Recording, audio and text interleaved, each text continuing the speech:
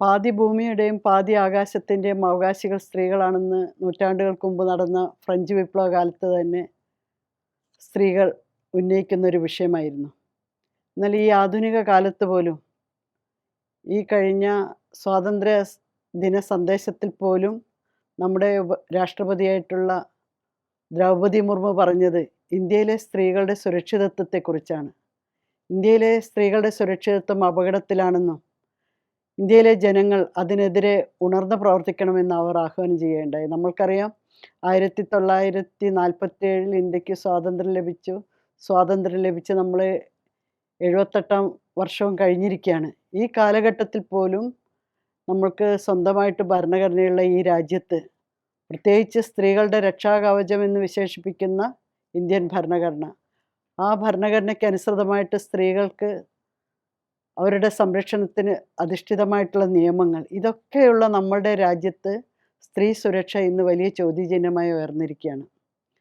സ്ത്രീ സുരക്ഷയുമായി ബന്ധപ്പെട്ട് തോംസൺ റോയിറ്റേഴ്സ് ഫൗണ്ടേഷൻ്റെ റിപ്പോർട്ടുകൾ പറയുന്നത്, ലോകത്തുള്ള സ്ത്രീകളുടെ സുരക്ഷയുമായി ബന്ധപ്പെട്ട് പഠനം നടത്തുന്ന ഈ ഫൗണ്ടേഷൻ ഇന്ത്യയിലെ സ്ത്രീകൾ അല്പം പോലും സുരക്ഷിതത്വമില്ല എന്നാണ് വിശേഷിപ്പിക്കുന്നത്. അപ്പോൾ ഇത്തരത്തിലുള്ളൊരു സാഹചര്യത്തിൽ സ്ത്രീകളുടെ അന്തസ്സ്, സ്ത്രീകളുടെ തുല്യത, സ്ത്രീകളുടെ സുരക്ഷിതത്വം, ഇതൊന്നും തന്നെ നമ്മുടെ രാജ്യത്ത് ഭരണാധികാരികൾക്ക് സുരക്ഷിതമായി കൊണ്ടുപോകാൻ കഴിയുന്നില്ല എന്നുള്ളതാണ് അർത്ഥം.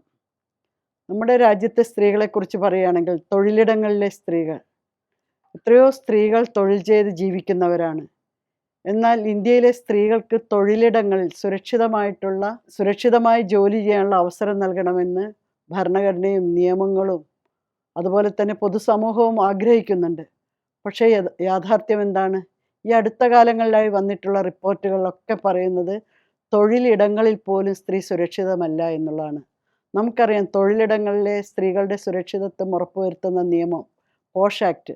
ഈ പോഷ് ആക്ട് വന്നതിൻ്റെ പിറകിലും ഒരു പാവപ്പെട്ട ഒരു സ്ത്രീയുടെ, ബൻവാരി ദേവി എന്ന സ്ത്രീയുടെ എന്താണ് പറയേണ്ടത്, അനിതര സാധാരണമായിട്ടുള്ള പോരാട്ടത്തിൻ്റെ ചരിത്രമാണുള്ളത്. ഈ ബൻവാരി ദേവി എന്ന സ്ത്രീ രാജസ്ഥാനിലെ സാമൂഹ്യ നീതി വകുപ്പിലെ ജീവനക്കാരിയായിരുന്നു. അവരെ സംബന്ധിച്ചിടത്തോളം അവർക്ക് സാമൂഹ്യ പ്രവർത്തനത്തിലും വലിയ താല്പര്യമായിരുന്നു. അന്ന് അവിടെ ഖാപ്പ് പഞ്ചായത്തായിരുന്നു നിലനിന്നിരുന്നത്. 1992 ഖാപ്പ് പഞ്ചായത്തിലെ അവിടുത്തെ നേതാവായിരുന്ന ഒരാളുടെ മകളെ ശൈശവിവാഹം കഴിച്ചു കൊടുക്കാൻ തയ്യാറാവുന്നുണ്ട് എന്ന് കേട്ടപ്പോൾ അതിനെതിരെ ഇവർ പ്രതികരിക്കുകയുണ്ടായി. അതിൻ്റെ ഭാഗമായിട്ട് ബൻവാരി ദേവിയുടെ ഭർത്താവിനെ ഒരു മരത്തിൽ കെട്ടിയിട്ട് ബൻവാരി ദേവിയെ 5 അംഗങ്ങൾ ചേർന്നുകൊണ്ട് കൂട്ടബലാത്സംഗം ചെയ്യുകയായിരുന്നു. ബൻവാരി ദേവിയെ സംബന്ധിച്ചിടത്തോളം അവൾ പാവപ്പെട്ടവളായിരുന്നു. മറ്റവരെല്ലാം തന്നെ ഖാപ്പ് പഞ്ചായത്തിലെ ആളുകൾ എന്ന് പറയുന്നത് സവർണ മേധാവികളായിരുന്നു. അതുകൊണ്ട് തന്നെ ബൻവാരി ദേവിയെ സഹായിക്കാൻ ആരും ഉണ്ടായിരുന്നില്ല. എന്നിരുന്നാലും അവൾ പോലീസിൽ പരാതി കൊടുത്തു. പോലീസ് അവളുടെ പരാതി സ്വീകരിക്കാൻ എത്രയോ ദിവസമെടുത്തു. അവൾ ആശുപത്രിയിൽ പോയി.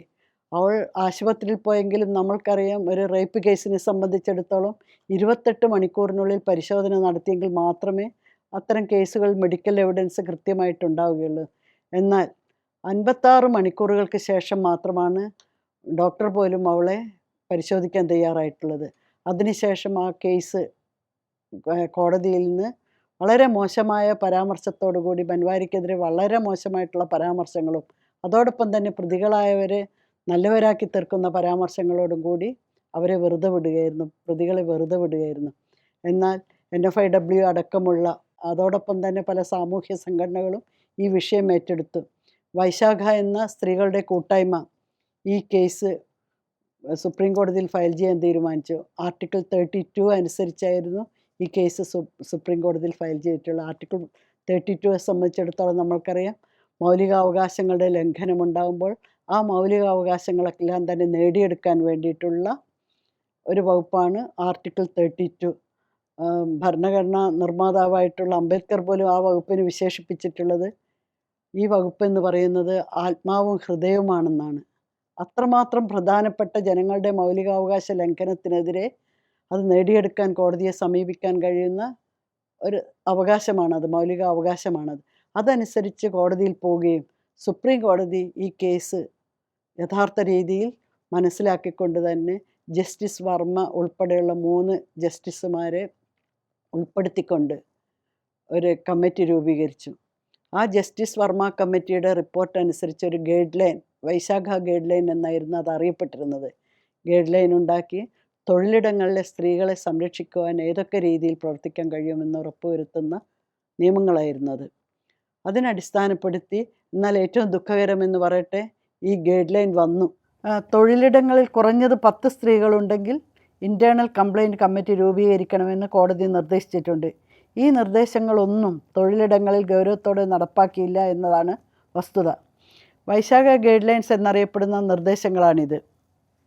പിന്നീട് 16 വർഷങ്ങൾക്ക് ശേഷമാണ് 1997 വിധി ന്യായപ്രകാരം 2013 December 9 sexual harassment of woman at workplace prevention, prohibit and redressal ആക്ടിലൂടെ മാർഗരേഖ നിയമമാക്കിയിട്ടുള്ളത്.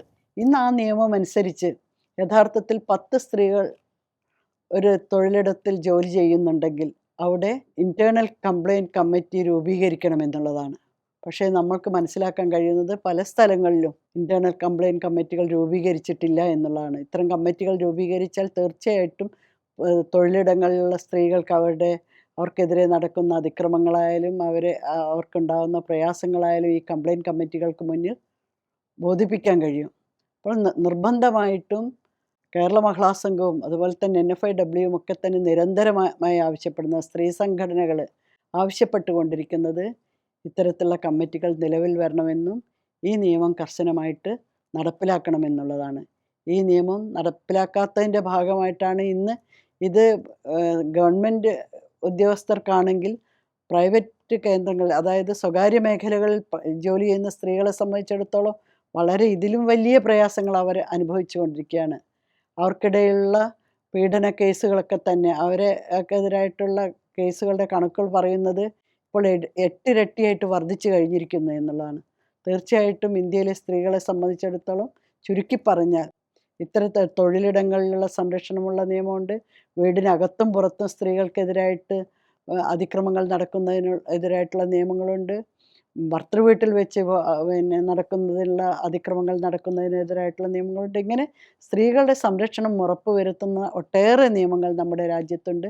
ഈ നിയമങ്ങളൊക്കെ തന്നെ കർശനമായി നടപ്പാക്കി കഴിഞ്ഞാൽ തീർച്ചയായിട്ടും സ്ത്രീകൾക്ക് സുരക്ഷ ഉറപ്പുവരുത്താൻ കഴിയും. ഇത് കൃത്യമായി നടപ്പാക്കാത്തത് കൊണ്ടാണ് ഇന്ന് സ്ത്രീ സുരക്ഷ ഒരു വെല്ലുവിളിയായിട്ട് നമ്മുടെ മുന്നിൽ ഉയർന്നു വരുന്നത്. കേരളത്തെ സംബന്ധിച്ചിടത്തോളം നമ്മൾക്ക് അഭിമാനത്തോടു കൂടി തന്നെ പറയാൻ കഴിയും, കേരളത്തിൽ ഒരു ഇടതുപക്ഷ ജനാധിപത്യ മുന്നണി സർക്കാർ ആയതുകൊണ്ട് തന്നെ, ഒരു സ്ത്രീപക്ഷ സർക്കാർ ആയതുകൊണ്ട് സ്ത്രീകൾക്കെതിരായിട്ടുള്ള അതിക്രമങ്ങൾ നടക്കുമ്പോൾ ആ അതിക്രമങ്ങളിൽ പ്രതിസ്ഥാനത്ത് നിൽക്കുന്നവർക്കെതിരെ ശക്തമായിട്ടുള്ള നടപടികൾ എടുക്കാനും ചാർജ് ഷീറ്റ് ഫയൽ ചെയ്ത് കർശന ശിക്ഷാ നടപടികളിലേക്ക് കൊണ്ടുപോകാനും കഴിയുന്നുണ്ട് എന്നുള്ള വലിയൊരാശ്വാസമാണ്. എന്നാൽ ഉത്തരേന്ത്യൻ സംസ്ഥാനങ്ങളിലൊക്കെ തന്നെ സ്ത്രീവിരുദ്ധ പ്രത്യയശാസ്ത്രത്തിൻ്റെ വാക്താക്കളും പ്രയോക്താക്കളുമായിട്ടുള്ള സർക്കാരുകൾ ഭരിക്കുന്ന സ്ഥലത്തെല്ലാം തന്നെ ഇത്തരത്തിലുള്ള അതിക്രമങ്ങളിൽ ഉൾപ്പെടുന്ന സ്ത്രീകളെ സംരക്ഷിക്കുന്നതിന് പകരം യഥാർത്ഥത്തിൽ പ്രതികളെ സംരക്ഷിക്കുന്ന സമീപനമാണ് ഉണ്ടാവുന്നത് എന്ന് എത്രയോ കേസുകൾ ഉദാഹരണ സഹിതം നമ്മൾക്ക് പറയാൻ കഴിയും.